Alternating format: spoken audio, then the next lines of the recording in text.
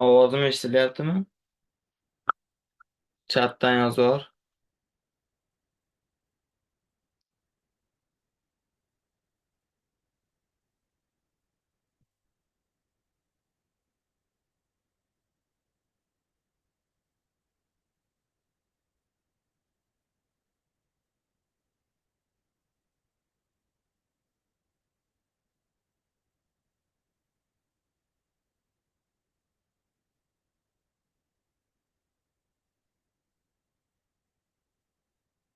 Yaxshi. Xo'p, demak, mikrofon. Hop, boshlagan bo'lsak, 4 soatlik bo'lishda, kunlik berishda, haftalik ham berishda. Xo'p, yaxshi variant.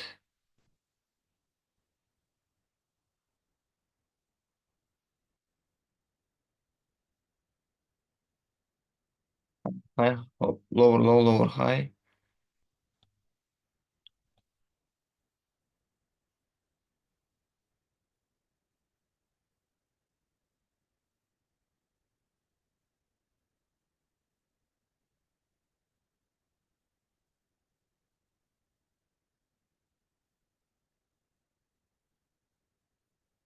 Resistance, resistance, resistance, resistance, support, support, support.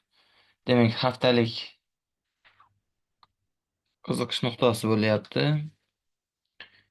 I altdan reaksiya olyapti. Demak, kunlik ham berishda.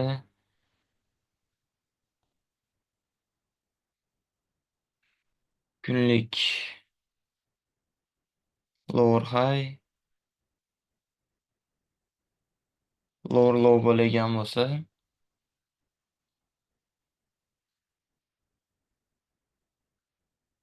mhm,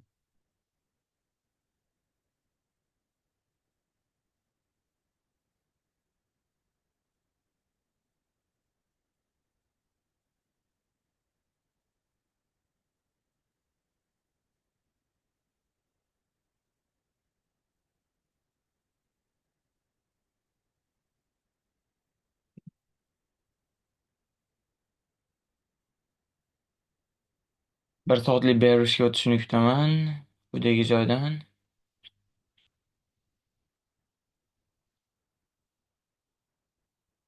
break and retest kerak bo'ladi.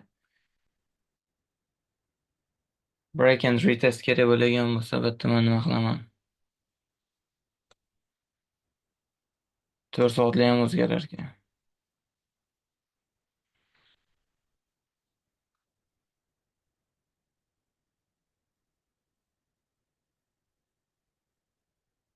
Bu 20%, yana 20% haftalik, kunlik qiziqish nuqtasida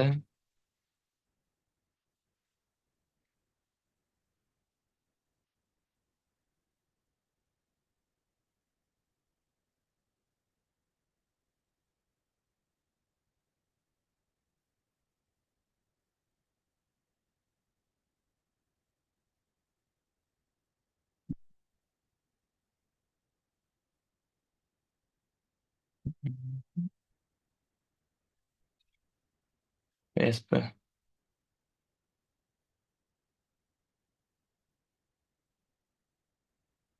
PSP ham bor ekan.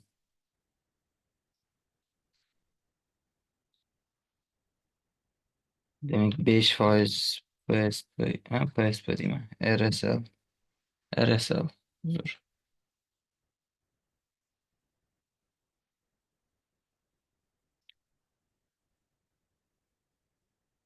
10% daily PSP ham bor ekan, to'g'ri.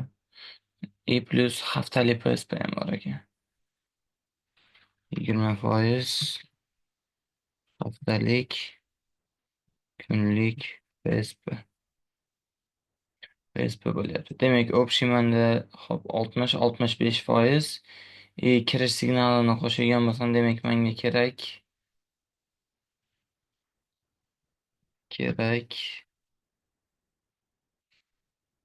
kirish Signali bir soatlikda. Bir soatlikda. Shunda bu 65 ga 85% savdo bo'ladi. Undan tashqari bir soatlikda 4 soatlik ham berishga o'tadida, 3ta time frame sinxron bo'ladi.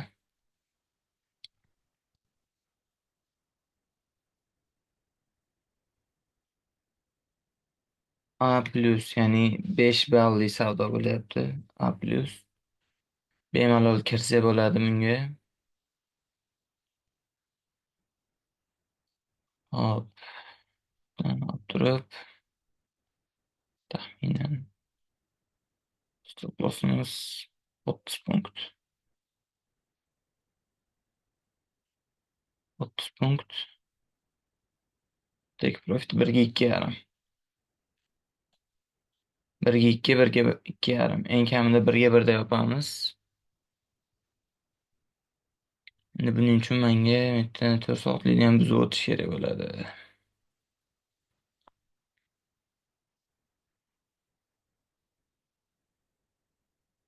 Keyin kirish signalini kutib, savdoga kiraveramiz.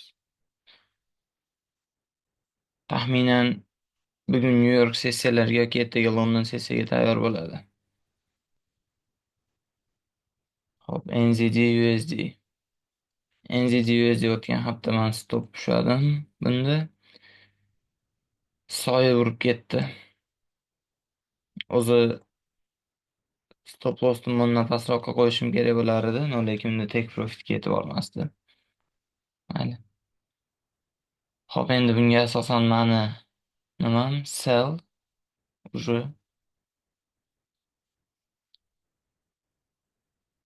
Faqat bu endi high risk trade bo'ladi.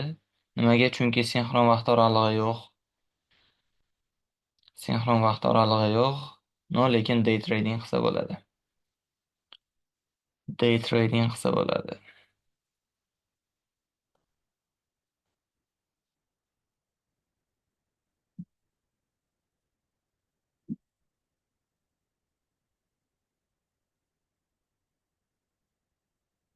To'g'rilov,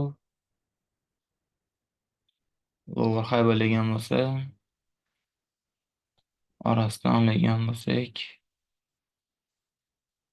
уже Qozog'iston nuqtasiga kelyapti ekan.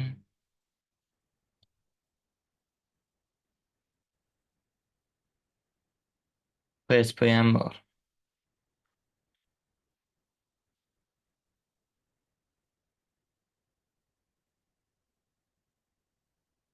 Hop, dalil yaxshiroq ko'rib chiqaylik kunlikda.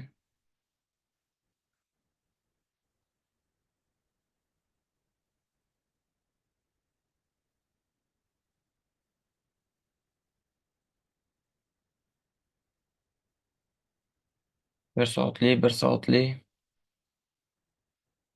taxminan shu joylardan kirish tasdig'i olib kirishimiz mumkin.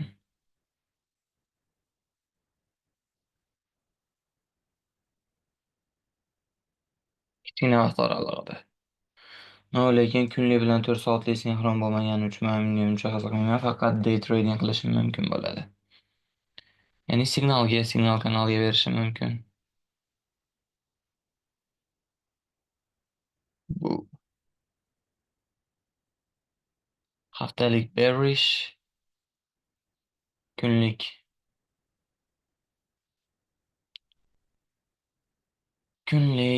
demak lower low, lower high, higher high, higher low bo'lgan bo'lsa,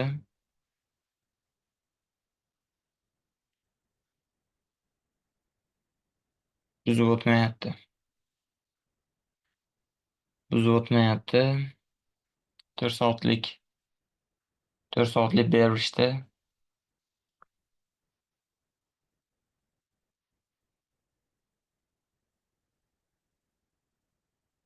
buni ham day tradingga qiziq ko'rishim mumkin.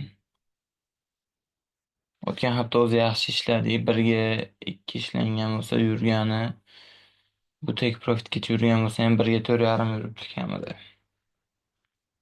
Kamida 1 ga 4,5.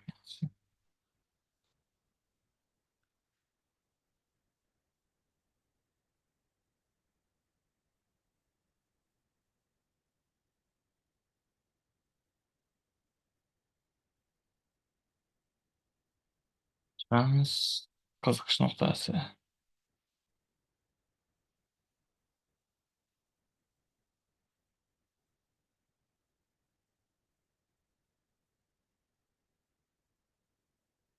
Support, resistance. Bitta resistance bor. Yana resistance, support. Demak, birinchi qiziqish nuqtasi işte area of interest bo'lyapti. Keyingisi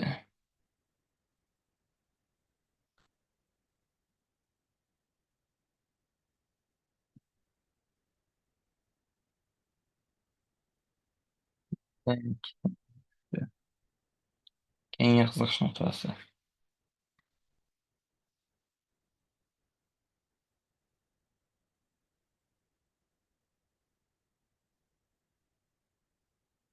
Demak, ssenariy qanday bo'lyapti? Batga chiqadi, ketishi mumkin yoki budagi joyga chiqadi, keyin ketishi mumkin bo'ladi. GJ GJda ham xuddi shunaqa ssenariy berishga o'tgan.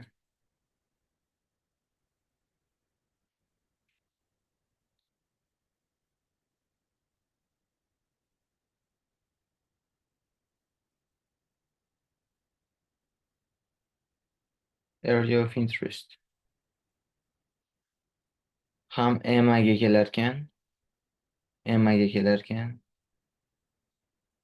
EMA rejection. Agar mabodo buni buzib o'tib ketib qoladigan bo'lsa, shu tepadagisidan olaveramiz.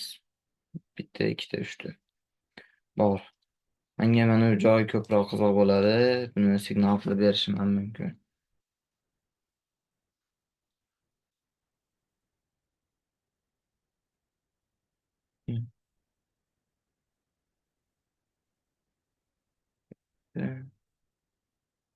USD CHF.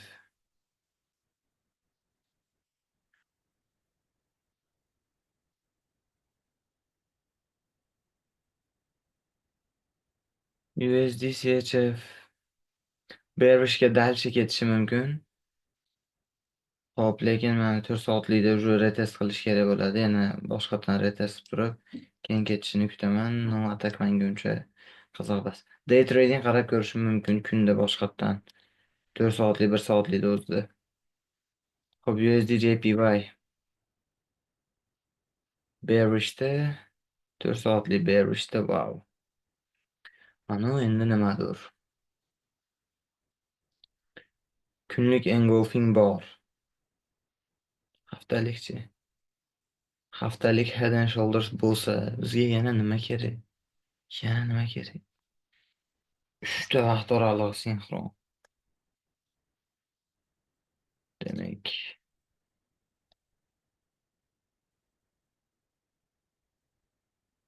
menga yagona yoqmayotgan narsa kunlik Head and Shoulders bo'lyapti. No, atak ishlamay qolmaydi.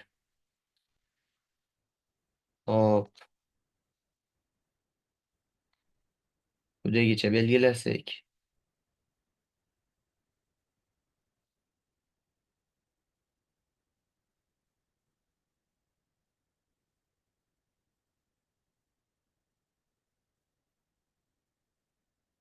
Bor. Mazami? Birinchisi. Mana shuni o'zini yuraversa kerak. Bo'lmasa keyin tepadan boshqa area of interest qilamiz.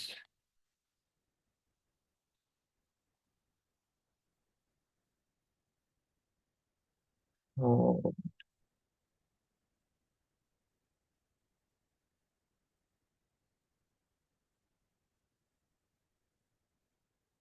Demak, belgilayman nimalarim bor mana bu yerda. 30% 3 ta sinxron vaqt oralig'i. 3 ta sinxron vaqt oralig'i. Xo'p, qiziqish nuqtasi bor, qiziqish nuqtasiga borish kerak. Kunlik AOI haftaligi ham bordir balki, mana deysizlar. Bitta shakllansa dahshat shakllanyapti. Haftalik, kunlik area of interest bitta joyda. Bu 20% degani. 4 soatlik ham qo'shilsa endi bitta qo'yaverasizlar. 20%.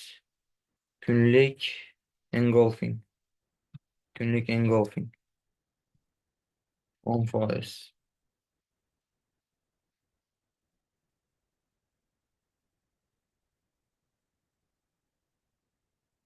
5% Emma rejection. Emma rejection 5% bo'ladigan bo'lsa, bizda balkim o'sha Emmaga tegib ketib bo'lganda qaytib ketgan. Nima qilyapmiz? Bu yerda ne qilamiz? 500 eng yaqini. RSL ham bor ekan. 5% RSL in AOI. Ya'ni qiziqish nuqtasining ichida RSL ham bor. Bu degani mana bizga retest kerak bo'ladi-ku, aynan retestda o'zida RSL da ham ushlaydi degani. Plus kunlik PSP bo'ladi bunda. Kunlik PSP bu под вопрос nimaga? Chunki qiziqish nuqtasidan teparog'igacha chiqib kelishgan va вообще internetda soyasi bor ekan. Kunlik PSP 10% bo'ladi. 4 soatlikda PSP yo'q. Lo'r, hay. Haftalik PSP bor ekan. Haftalik PSP, haftalik Head and Shoulders. Haftalik Head and Shoulders bor ekan. Mana o'sha ham bitta narsani anglatar edi, lekin qiziq emas bizga. O'zi mashina o'zida 100% oshib ketsa kerak.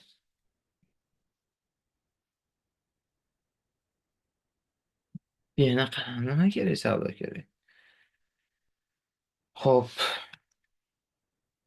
30 plus 20 plus 10 plus 5 plus 5 plus 10'dan yana 100% bu bo'ldi. 100% bu bo'ldi.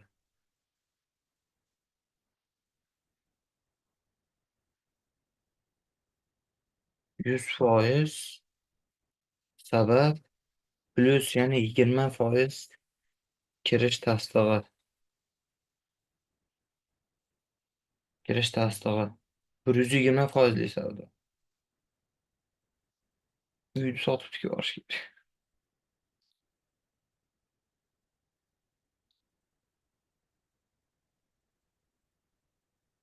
Bu dahshat nimasini kutib kirish kerak.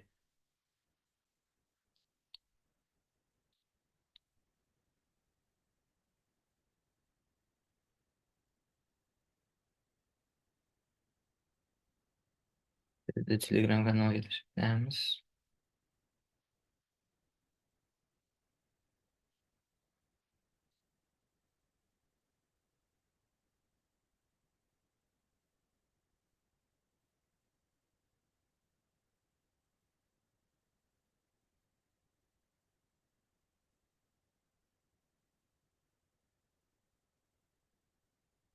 Bu yerda ICT qonun qoidasi bo'yicha fair value gap borda. FVG deyiladi, imbalans. Unga kelib ketishi ham mumkin. Bu уже bizni baribir area of interestimizga to'g'ri keladi. O'shaning uchun foiz qo'shmayman. Keyin endi mana u area of interestgacha borsachi, meni buzib turib ikkinchisiga borsachi desa, mana yerda order block borda. Order blockdan ketishi mumkin. Ularni qonun qoidasi bo'yicha. Bo'ldi, vau. Просто vau.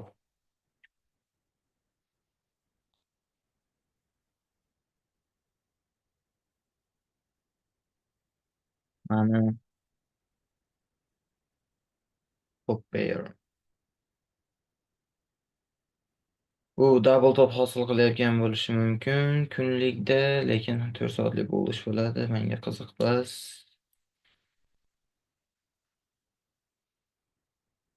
Gap o'zi aslida berishda bo'lsa ham, mana gapni qoplash uchun qaytishi mumkin bo'ladi.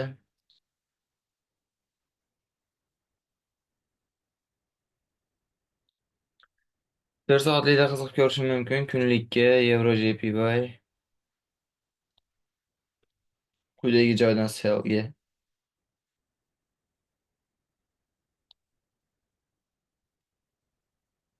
Xuddi shunaqa holatda. Nimaga? Bakka kelganda Head and Shoulders ham shakllangan bo'ladi. Kunlik bilan 4 soatlik beverishda EMA rejection bor. E plus RSL bor. PSP yo'q ekan. Bo'ldi, bu ham 4 balli savdo bo'ladi. Xuddi shu sabablardan o'zidan. EuroJPY qiziq, GBP kat, konsolidatsiya. GBP USD,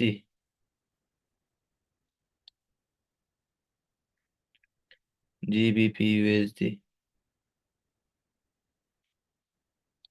Inverted Head and Shoulders haftalikda retest qilgan ketgan. Endi kunlikda teskari Head and Shoulders qilyapti. No, bullishga o'tib qoldi. Qilamiz.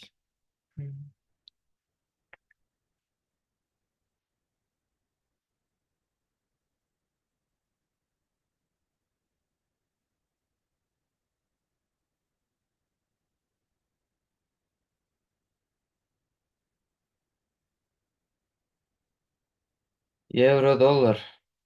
Yevro dollar 4 soatlik bullishda, bearishda, bullishda. Sinxron vaqt oralig'i yo'q, xayr. Aujikat konsolidatsiya haftalikda.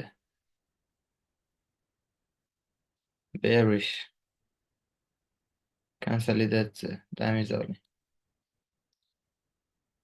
Nimaga dam olsam, man unaqa bitta bunaqa zo'r dahshat savdolar turganda man kirmayman noaniq savdoga. Ali jicha g'alati ko'rindim, bo'ldi, kirmayman. Nima keragi bor? Shuncha imkoniyat turibdi bu yoqda.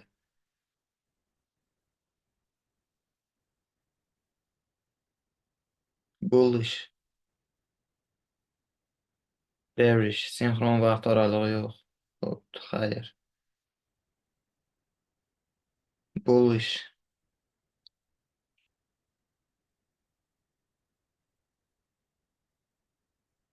Buni o'tgan safargi nimalardan, analizlardan ham ko'rishimiz mumkin. Man xohlagan joy quyidagi joyda, yaqin orada kelmasa kerak deb o'ylayman. Ya'ni bu qiziqish nuqtamizgacha, ya'ni support resistance u oraliqgacha kelishiga hali ancha bor. Keyingi hafta yoki undan keyingi hafta kelib qolishi mumkin. NZDCHF qarang, mana shu zonani umuman buzib o'tolmayapti. Umuman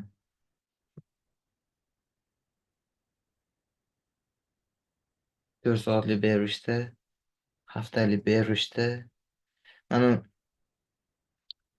likvidini yechayotgan bo'lishi mumkin. Likvidini yechish bizda biz o'rgangan holatda soyani doim to'ldirishi.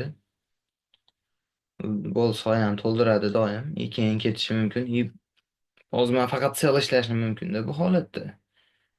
Lekin eng pastda turibdi. Eng pastda man savdoga kirmayman. Bu ishga o'tsin, 4 soatlik bilan kunlik keyin o'ylab ko'rishim mumkin.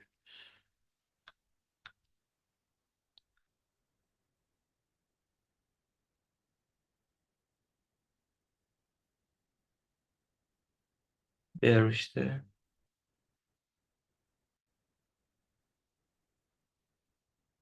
Bo'lishdi. Sinxron yo'q. 4 soatlik bilan haftalik berishdagi kunlik bo'lishdi ekan. Shuning uchun damin olsin. Bo'lish.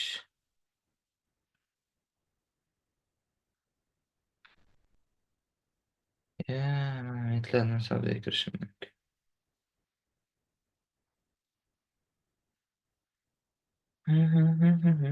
Konsolidatsiya qarang, buzib o'tish ehtimoli kam. Buzib o'tsa mana deylik. Kunlikda bo'lgan bo'lsak, Buzib o'tsa retest keyin kirishim mumkin bo'ladi. Kamida 2 kun vaqt oladi. Shu 2 kun 3 kundan keyin qilib ko'ramiz. Day tradingga. A botmanu nima endi?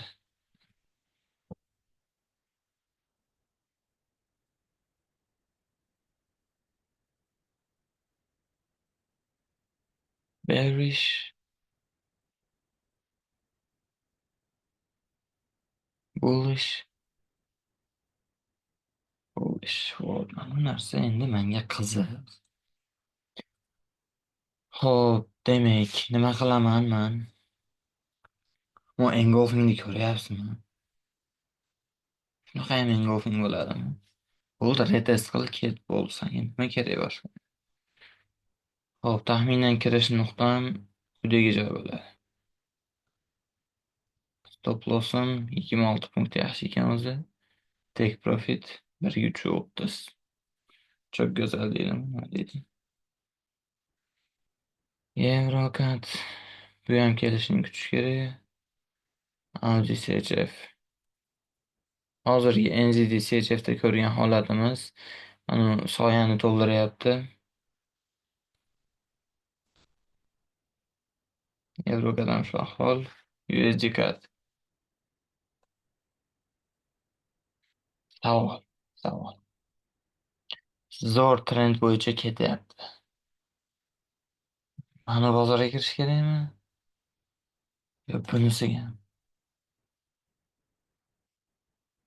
Xo'p, nima bu?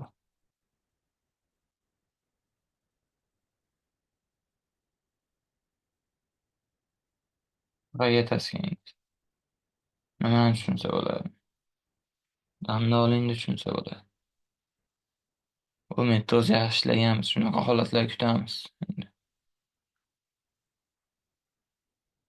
Kechiramiz, optimisiz. Audi USD. Zo'r head and shoulders bo'lyapti. Faqat pastga buzib o'tgandan keyin retestidan ishlashim mumkin bo'ladi. 4 soatlik. 4 soatlik choppy market. Ne, xuddi shunaqa. Buzib o'tsin, keyin o'ylab ko'ramiz. Ko'rsinmi? Euro NZD. Euro NZD. Mana bu yerda bullishda ketyapti. Qarang, kunlik. 4 soatlik ham bullishda. Bu yerda sham shakllangani ham bor.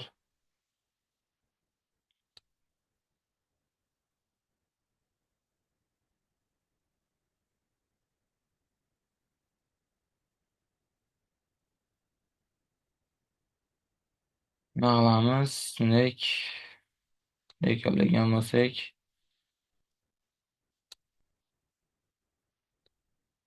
buni endi kunlikdagi oh, nima kerak bizga?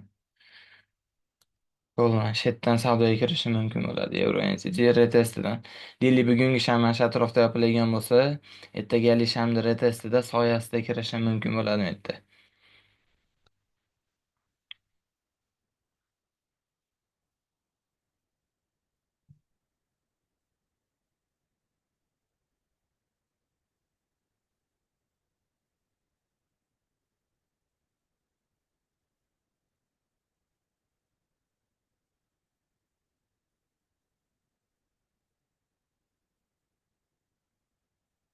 Bo'ldi, demak, nima qilamiz? Ko'rib chiqamiz bizga qaysi paralar qiziqligini.